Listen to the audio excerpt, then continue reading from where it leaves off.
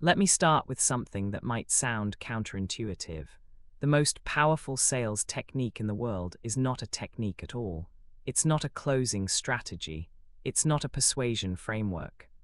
It's not some psychological trick you learned from a YouTube video about how to get anyone to say yes. It's not a script. It's not a funnel. It's not even confidence, at least, not the kind most people think of when they hear that word. The most powerful sales weapon you will ever carry is sincerity. And I know the moment I say that, some of you are already skeptical. You're thinking, come on, sincerity. That sounds like something you'd put on a motivational poster in a dentist's office. That's not a real business strategy.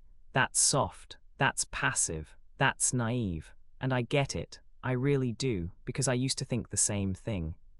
I spent years in sales. Real sales. The kind where you're on the phone, you're in the room, you're looking someone in the eye, and you know that the next 60 seconds will determine whether this deal lives or dies. And in that world, in that pressure cooker, sincerity doesn't feel like a weapon. It feels like a liability. It feels like you're bringing a handshake to a knife fight. But here's what I've learned, and I learned this the hard way, through thousands of conversations, through deals I won and deals I lost, through moments where I was fake and it worked temporarily, and moments where I was real and it changed everything permanently. Sincerity is not a weakness. In fact, in a world drowning in manipulation, performance, and carefully curated personas, sincerity is the single most scarce and therefore most valuable resource you can offer another human being. Let me say that again because I want it to sink in. In a world where everyone is performing, the person who is genuine becomes irreplaceable. And that's not poetry, that's economics, that's supply and demand. When something is rare and in high demand, its value goes through the roof. And right now, in this moment in history, sincerity is one of the rarest things on the planet. Think about your own experience for a moment.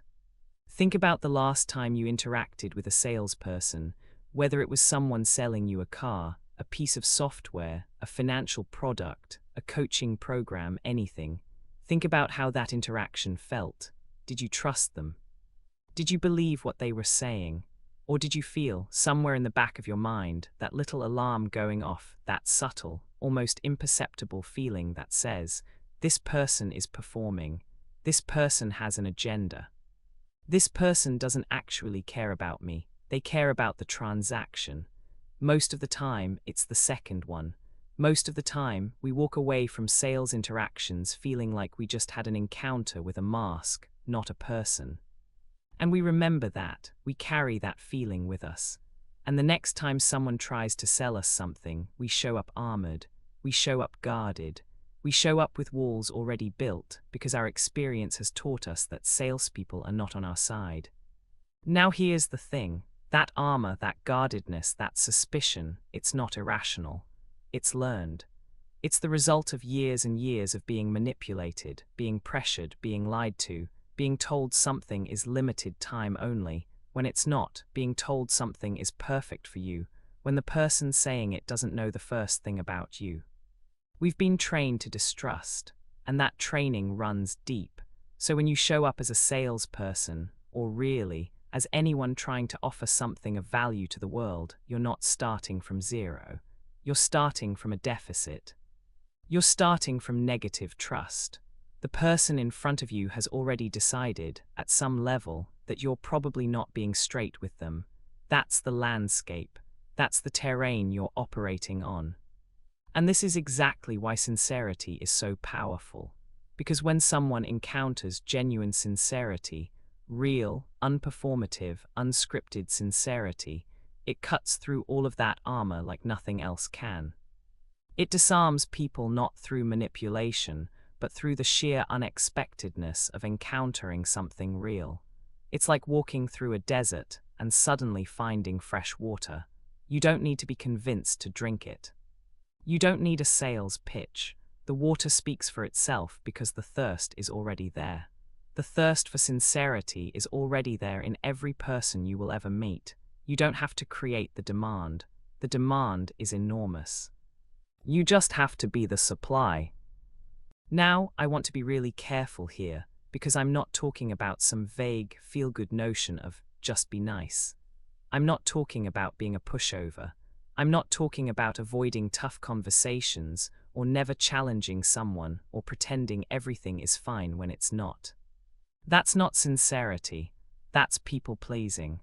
And people-pleasing is actually its own form of dishonesty, because when you're people-pleasing, you're hiding your real thoughts, your real assessment, your real perspective in order to be liked. That's performance. That's another kind of mask. Sincerity is something much harder and much more rare. Sincerity means telling someone the truth, even when the truth doesn't serve your immediate interests. Sincerity means saying, actually, I don't think this product is right for you, and here's why. Sincerity means admitting, I don't know the answer to that, but I'll find out. Sincerity means being willing to lose the sale in order to preserve the relationship. Sincerity means caring more about whether you actually help someone than whether you hit your quota. And I know what some of you are thinking. That's great in theory, Jay, but I have bills to pay. I have targets to hit. I can't afford to be sending people away. I hear you. Believe me, I hear you. I've been in that exact position. I've stared at my numbers at the end of the month and thought, I cannot afford to be idealistic right now. I need to close. And in those moments, the temptation to manipulate, to exaggerate, to push someone into a decision they're not ready for, that temptation is very real. But here's what I've discovered, and this is not theory, this is lived experience. Every single time I chose short-term manipulation over long-term sincerity, I paid for it. Maybe not that day, maybe not that week. But eventually, always, without exception, the cost came due. The client who felt pressured became the client who never came back. The deal I closed through exaggeration became the refund request 3 weeks later.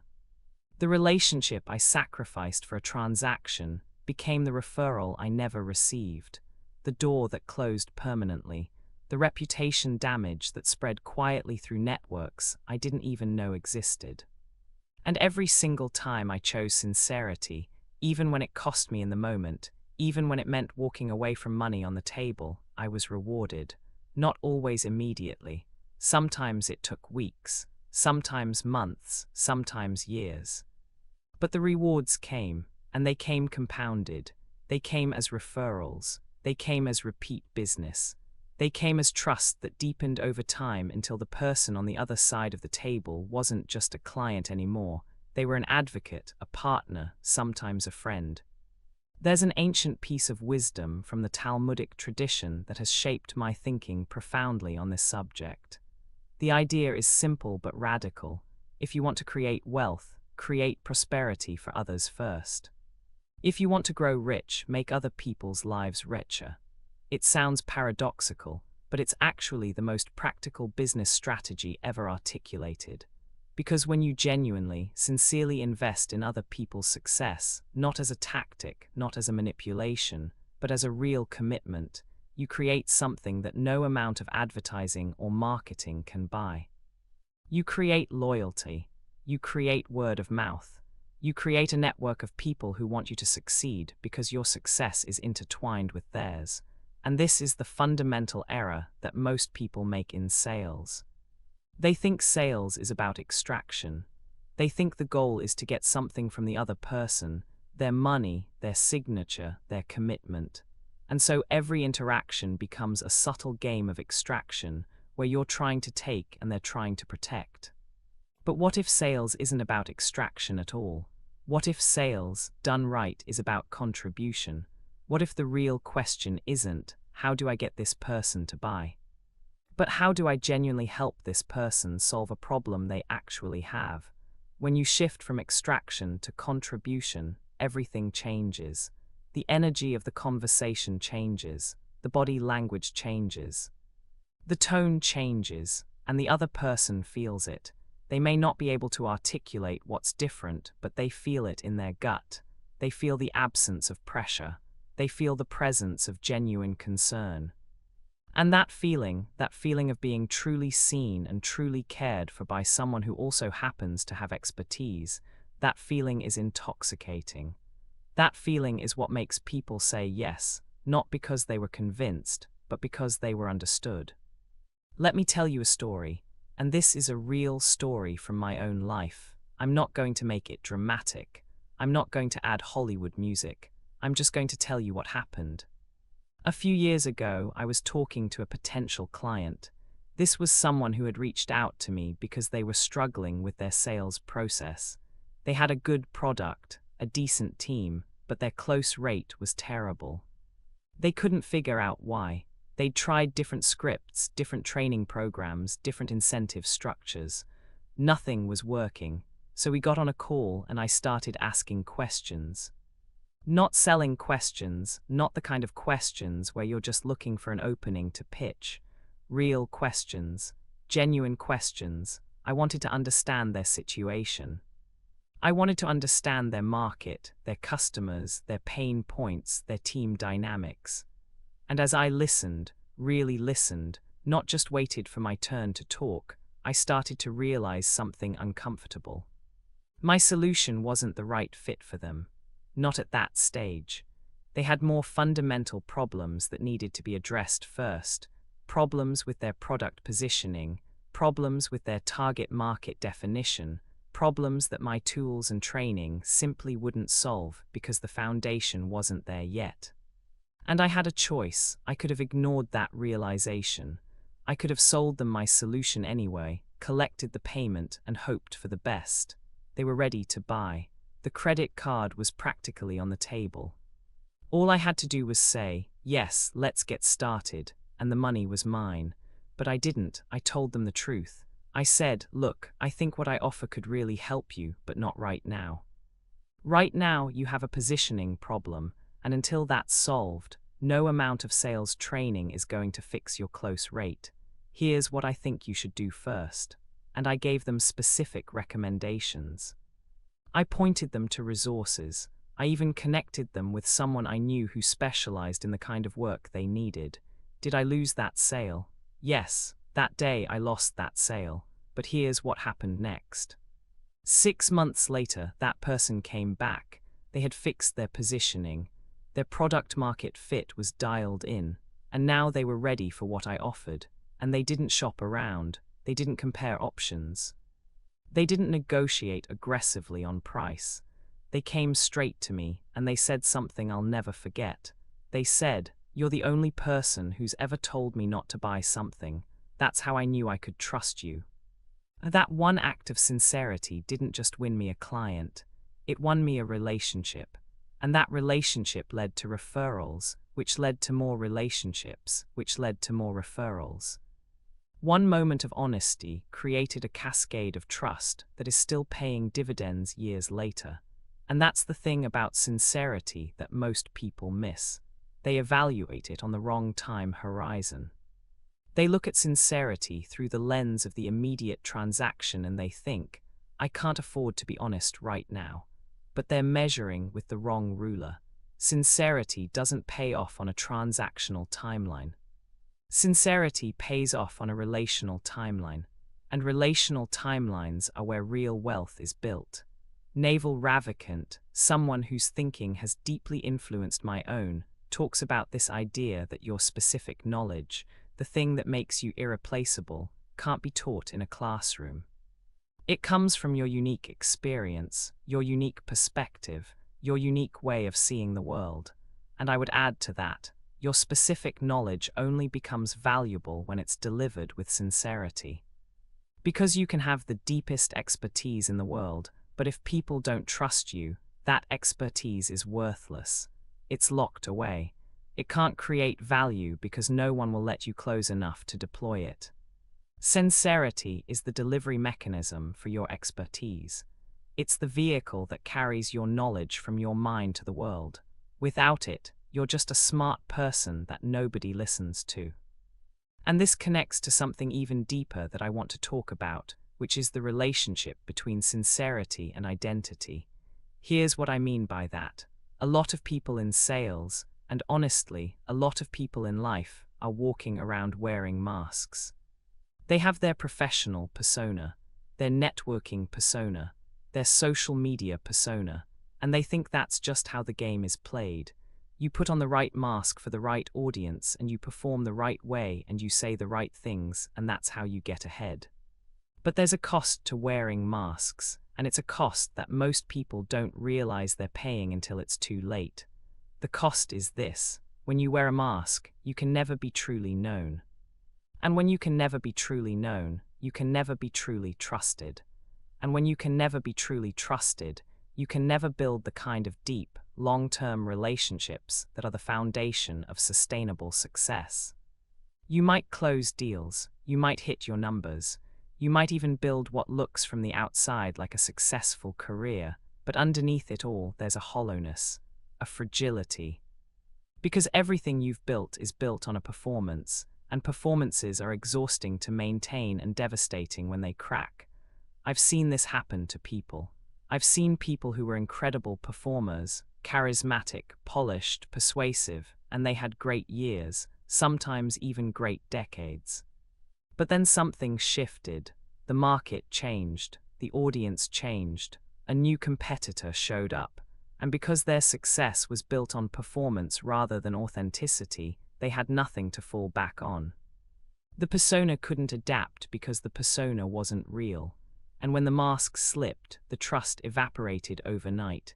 Contrast that with the person who builds on sincerity. That person may start slower.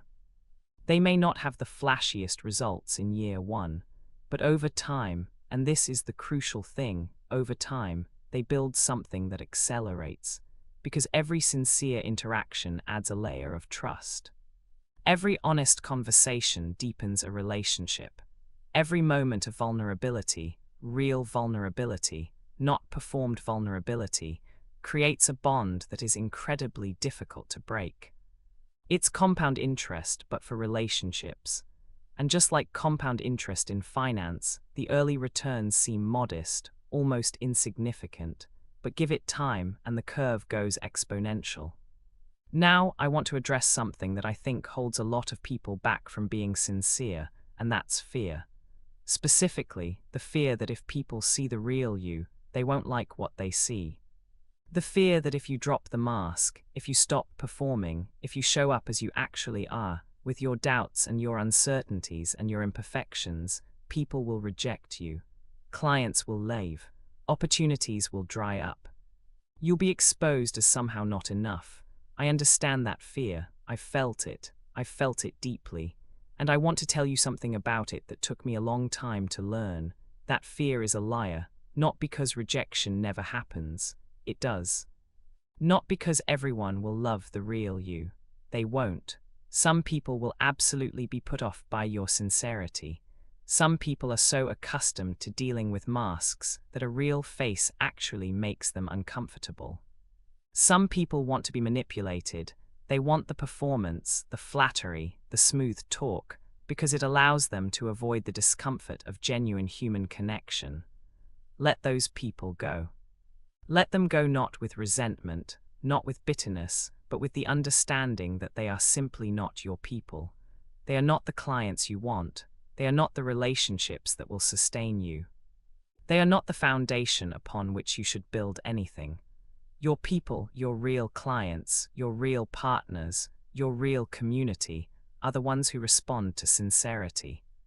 They're the ones who feel a sense of relief when they encounter someone who isn't performing. They're the ones who lean in when you speak honestly instead of pulling back. They're the ones who say, finally. Someone who's actually being real with me. And those people are worth more than 100 clients who were manipulated into saying yes. This is something that took me years to internalize, and it connects to a principle that I think about constantly. You don't need to put yourself in front of everyone. You need to put yourself in front of the people who genuinely understand and appreciate your value. That's not about being elitist. It's about being strategic. It's about recognizing that your sincerity, your expertise, your unique perspective, these things are not for everyone. And that's perfectly fine, because the people they are for, the people who truly need what you bring, those people are out there. And when you find each other, the connection is immediate and powerful and lasting. Let me talk about something else that I think is really important, and that's the difference between sincerity and transparency. Because they're related, but they're not the same thing, and confusing them can actually get you into trouble. Transparency means sharing everything. Sincerity means being genuine in what you do share. You don't have to tell someone your entire life story to be sincere. You don't have to reveal every doubt, every fear, every insecurity, every mistake you've ever made. That's not sincerity, that's oversharing, and it can actually undermine trust because it makes people wonder about your judgment and your boundaries. Sincerity is about the quality of what you communicate, not the quantity. It's about ensuring that everything you say is true, even if you don't say everything that's true. It's about being honest without being reckless. It's about being real without being raw to the point of dysfunction. In a sales context, this means you don't have to tell a client about every flaw in your product, but you absolutely should not hide a flaw that is relevant to their specific situation. You don't have to share your financial pressures or your personal struggles, but you should not pretend to have expertise you don't have, or make promises you can't keep, or paint a picture that you know doesn't match reality. The line is this: sincerity means never asking someone to make a decision based on false information. That's it. That's the standard. If you can maintain that standard consistently, you will build a reputation that is worth more than any marketing campaign, any branding strategy, any growth hack ever invented. Now, I want to talk about what happens internally, inside you, when you commit to sincerity as a practice. Because this isn't just about business outcomes. This is about what kind of person you become through the process. When you commit to sincerity, something shifts in your psychology. You stop carrying the weight of your own performances. You stop lying awake at night worrying about whether someone is going to find out that you exaggerated, that you oversold, that you weren't entirely straight with them. You stop the exhausting mental gymnastics of keeping your stories consistent across different audiences. You stop fragmenting yourself into different personas for different contexts. And when all of that drops away, something remarkable happens. You get lighter, you get clearer, you get more creative, you get more present. You find yourself able to listen, truly listen, because you're not spending half your mental energy calculating your next move. You're just there in the conversation, fully engaged, fully available, fully human. And this is where flow happens. This is where that state of deep creative engagement that psychologists talk about, that state where time disappears and your best work pours out of you, this is where it lives. Not in performance, not in calculation, not in strategy, in presence, in sincerity, in the full, undivided commitment to the moment and the person in front of you. I've experienced this many times, and it's one of the most powerful things in sales. When you're in a conversation with a client and you're fully present, not thinking about your pitch, not worrying about the outcome, not rehearsing your lines in your head, something happens to the quality of the interaction that is almost impossible to describe, but immediately recognizable. The conversation flows, ideas come to you that you didn't plan, connections arise that you didn't anticipate, solutions emerge that neither of you expected. The interaction becomes generative rather than extractive. It creates rather than consumes. And this, I believe, is what creativity actually looks like in a business context, not the lone genius having a flash of inspiration in a studio somewhere. But two human beings, connected by sincerity and trust, co-creating something that neither of them could have created alone. That's the magic. That's where the real value is generated. Now I want to talk about a common objection to everything I've been saying, because I think it's worth addressing head-on. The objection is this: sincerity is fine for long-term relationship building, but I need results now. I need revenue now. I can't wait months or years for sincerity to pay off. And here's my answer to that. First, sincerity doesn't actually take as long to pay off as most people think. The reason it seems slow is that most people are comparing it to the speed of manipulation. Yes, manipulation can produce faster short-term results. You can pressure someone into a decision today. You can create false urgency. You can exploit someone's fear or insecurity to get them to swipe their credit card right now. And it might work today, but you're borrowing from the future. You're trading long-term trust for short-term cash. And the interest rate on that loan is brutal. Every manipulated sale creates a customer who is primed for regret, for refund requests, for negative reviews, for warning their friends, for never, ever coming back. You're not building a business, you're building a house of cards. Second, and this is the part that people really miss, sincerity actually does produce short-term results too, just not in the way you might expect. Here's what I mean. When you show up to a sales conversation with genuine sincerity, when you're truly interested in the other person, truly trying to understand their situation, truly committed to helping rather than selling, the other person feels that. And that feeling dramatically reduces their resistance. It lowers their guard. It makes them more open, more communicative, more willing to share the real problem rather than the surface-level story they usually tell salespeople. And when someone shares their real problem with you, the thing they're actually struggling with, not the polished version they put on their website, you can actually help them. You can offer a real solution. And a real solution to a real problem is the easiest thing in the world to sell because the value is self-evident. You don't need persuasion techniques when the fit is genuine. The product sells itself because the need is real, and the trust is real, and the connection is real. So sincerity doesn't just pay off in the long term. It also makes you more effective in the short term by giving you access to information, real, honest, unfiltered information about what the other person actually needs, that manipulative salespeople never get because their clients never trust them enough to share it. Think about that for a moment. The manipulative salesperson is actually operating with less information than the sincere one. They think they're being strategic, but they're actually flying blind because the person they're talking to is giving them the rehearsed version, the safe version, the version they give to people they don't trust.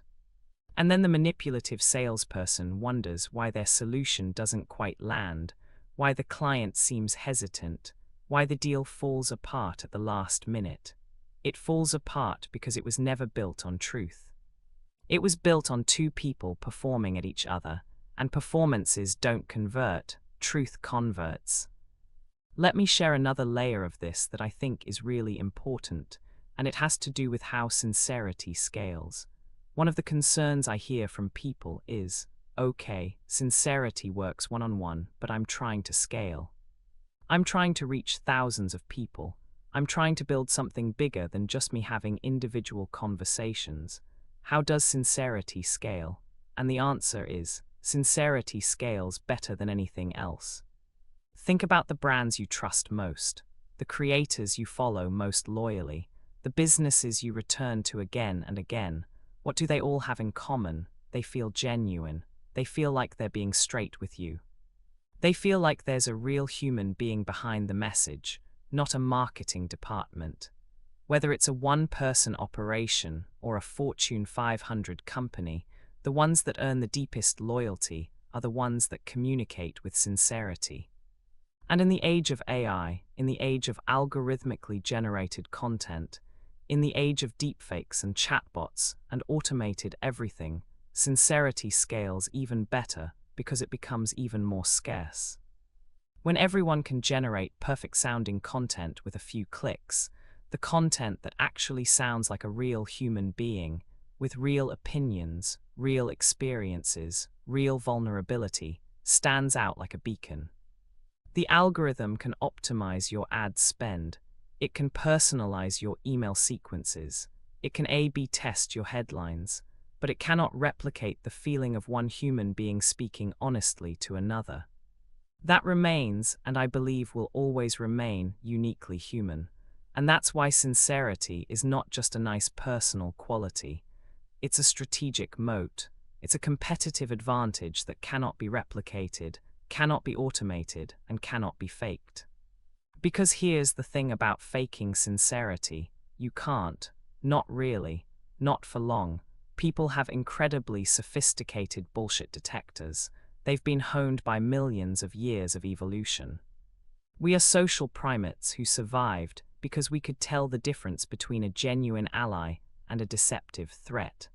And while we might be fooled in the short term, over time, the truth always surfaces.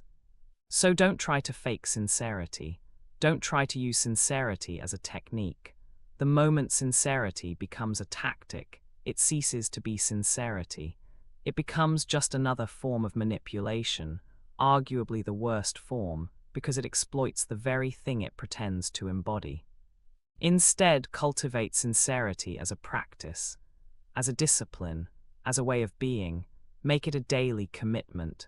Before every conversation, every meeting, every email, every piece of content you create, ask yourself one simple question. Am I being real right now? Is what I'm about to say true? Would I say this if the other person could see inside my mind? If the answer is yes, proceed. If the answer is no, stop, recalibrate, find the truth, and then say that instead. It's not always easy. In fact, it's often harder. The truth is frequently more uncomfortable than the performance. It's easier to tell someone what they want to hear. It's easier to paint a rosy picture. It's easier to exaggerate your qualifications, inflate your track record, promise results you're not sure you can deliver. But easy and effective are not the same thing. And in the long game of building a career, a business, a reputation, a life, the hard path of sincerity always outperforms the easy path of performance. I want to close with something personal. I am not standing here as someone who has it all figured out. I'm not presenting myself as a guru who has achieved perfect sincerity and lives in some enlightened state of constant authenticity. I still struggle with this. I still catch myself sometimes shading the truth, still catch myself performing, still catch myself saying what I think the other person wants to hear instead of what I actually believe. The difference now is that I catch it, I notice it, and I correct it, not always perfectly, not always immediately, but consistently, deliberately, as a practice, because sincerity isn't a destination, it's a direction. It's not something you achieve and then check off the list. It's something you recommit to every single day, in every single interaction, with every single person. And the more you practice it, the more natural it becomes. The more you practice it, the less energy it takes. The more you practice it, the more you realize that the masks you used to wear were actually heavier than the truth. That performing was more exhausting than being real. That the thing you were afraid of, being seen for who you actually are, is actually the most liberating, most energizing, most powerful experience available to you. Every day I'm growing.